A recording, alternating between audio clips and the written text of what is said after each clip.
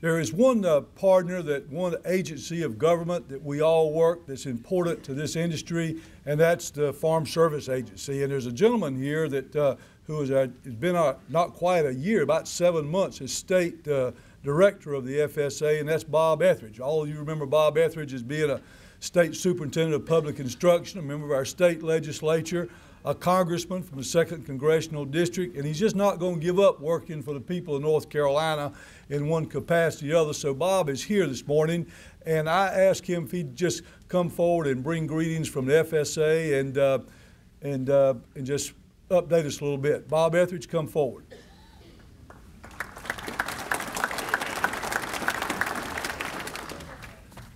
Larry was going through that list. It sounded like I couldn't hold a job, doesn't it, Mr. Commissioner?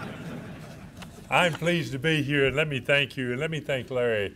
He and I go back to the days when I was superintendent, and he was a school board member. But both of us have always been in Farm Bureau. Let me thank you, and Dean Linton, good presentation, you too, Mr. Commissioner, because when you think about where we are in agriculture, we wouldn't be where we are today, and many of us can remember where we used to be without education and technology. I was going through a list the other day looking at production and what we used to produce, where we are today, and the diversity in North Carolina. And it's been working together with Farm Bureau and with Grange and with NC State and with visionary leaders through the years. Next week we'll kick off USDA on Farm Market Weeks, Mr. Commissioner, and I'm going to have a press conference later to talk about that, and I'm sure you will.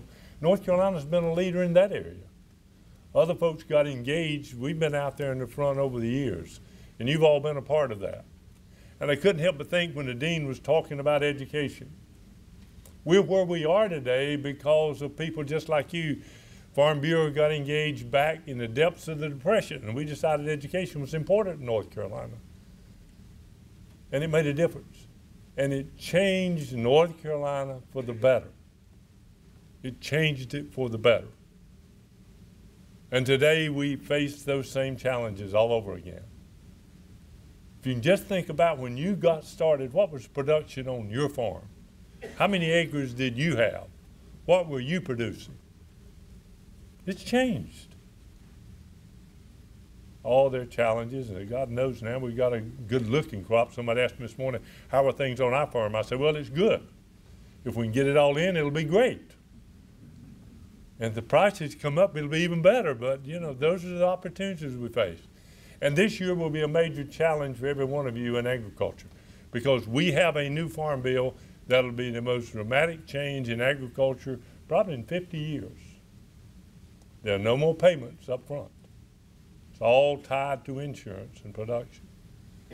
And you're going to have to make a decision in the next several months where you're going to go with it as we start training. And just to give you some indication, over the next few months, we will be start doing that so we can have joint education with NC State through extension, through Farm Bureau and other groups going to be out talking about the programs.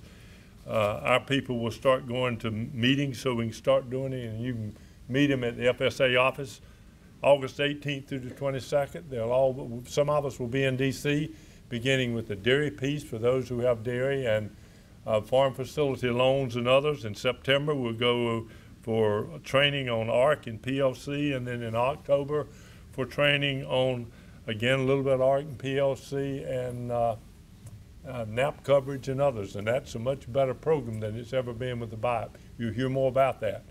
Get to know all those things because the education is going to determine your income in the future. I promise you the decisions you make, and when you make that decision this time, it is a permanent 5-year decision.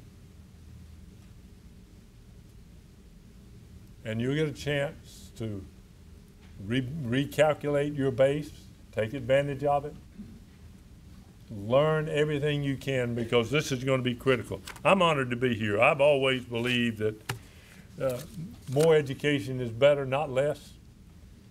And the commissioner touched on it. I was sitting there thinking, looking at the numbers, my gosh.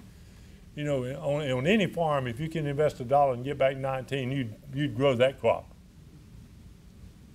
And it's about education. And not just at the university level. Let me make sure I get this in, Larry, because you and I understand this. It's at every level. We're where we are, every one of us today, because the education we receive, by and large, in the public schools of the state for most of us.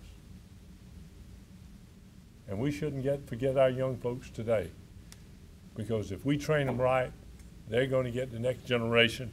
And I'll close with this. The average age of farmers in North Carolina is 59 years.